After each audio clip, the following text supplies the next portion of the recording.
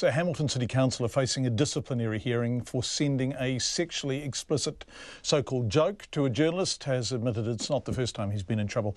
Mark Bunting says he apologised to journalist Angela Cuming for sending the joke, which showed two electronic road signs. The first read, "Jesus is coming," and the second read, "Open your mouth." He defended it by saying it was a play on her name, and as a friend he sent it to her as a joke. But Ms Cuming didn't find it even remotely funny, and neither did fellow councillors. Councillor Bunting faces a disciplinary hearing on Friday. I spoke with him earlier this afternoon and I asked him about how he apologised. I said, no, it's your name, it's your last name. Trying to point out the joke, and she said, and then she was very upset because, I had offended her family's name. I said, look, I'm really sorry. I didn't mean to offend you. I thought that would make you laugh. Look, as soon as I realised I'd upset a friend, I thought, oh my God, it's awful. But what it's like when you offend someone, you feel horrible about it. But, you feel horrible for them more than yourself. So, I felt awful about it. And so I apologised and apologised again. But just couldn't find Mark, the right way to apologise. How have you apologised? Did you call her? Did you phone her? No, I didn't. We just carried on the dialogue on the, on the Facebook message, throughout the afternoon, really, on the private message between my private page and her private page. So it was all on text. Okay, shouldn't you have called her? Oh, look, I could have, but I was off down to pick up my daughter from school at the time. I could have, but I figured, look, since we're talking about it right here and now, we'll just carry on this dialogue here. So, I could have called her.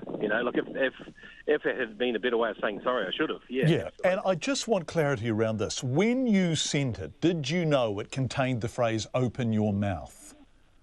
What I saw was "Jesus is coming," and then as I hit send, As you had sent.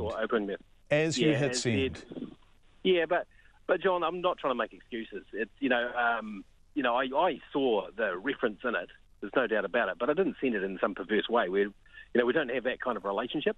I just saw the wit and humour that some wag in a council building had hacked into a council facility, what do you mean? Her name was on it. What do you mean by wag? Oh, some loon had hacked into a sign, and there it was for all the traffic to see. And that was what I thought was kind of amusing, but not the gross reference, because I've since heard it was like outside of church or outside of school or something, and it's just horrible. So I'm like, oh no, and I've just stirred the pot. So, yeah. How old are you, Mark? I am 51 years old. Okay, so what you're learning here actually is that you have to think about what you do, right? Yeah, look, in many respects, John, and look, I've had 30 years in radio, and you spend your life trying to make people laugh and make people smile. Angela, I thought, was a friend, and I was sending it to her as a friend capacity, saying, "Hey, this will make you giggle." Look at all this dude's done. What about it would have made her giggle? What's the funny bit? I thought Jesus is coming. I thought, well, that's ironic because, it was just the way it was spelt her name. I thought it was just a silly, absurd scene. I thought that was really funny. But, if I'd realised the sexual innuendo behind it and that it would, it would offend her because of her family name, there's absolutely no way in hell it would offend her. So I feel absolutely awful, first because I've insulted her, But, yeah, it's, and so what I've been trying to do is say, look, I'm really sorry, Angela. I'm very, very sorry for offending you as a mate, Is she a mate? Councillor thing, yeah. Is she a mate? Well, I thought she was. I mean, I've, she's asked me to be a personal reference for a property she was trying to get into. I've, helped her out with car seats from my kids, and I gave them to her for her kids. I've asked her advice on, a few council matters as well. We've had friendly coffees, so I thought she was a mate. What's happening on Friday? Is there some kind of disciplinary hearing or something? Yeah, we've got a complaints committee hearing. So what happens is if the council receives a formal complaint, you go up in front of a formal committee. That's all I really know on Friday morning. Is this your first such complaint? Yeah. Oh, no, I beg your pardon. There was one where I had made a flippant comment about cat ladies in the chamber. And again, opened my big mouth rather and put my boot in it. but the Mayor dealt with that and said, look, we'll take it if it's serious, but we don't see this as serious enough. So, yep, this is pretty much, that's the recurring pattern. And that's what I've got to get work on, is just cat trying to ladies. work out. So what sort of joke was that, Mark?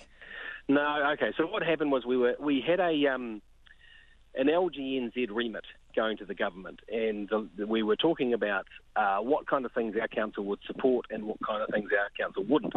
Now, I'm a cat lover, and we've just adopted a couple of cats, so I'm sort of known as the insane animal guy on council, which made this ironic. And I made the comment, because it was quite a light-hearted sort of a meeting about what we're going to do, and I made the comment that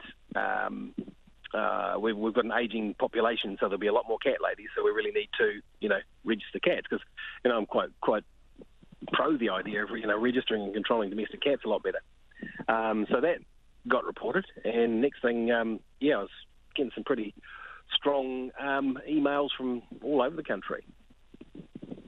So, dealt with that one, and, moved on. So, look, it's just a matter of thinking a little bit harder before I open my mouth.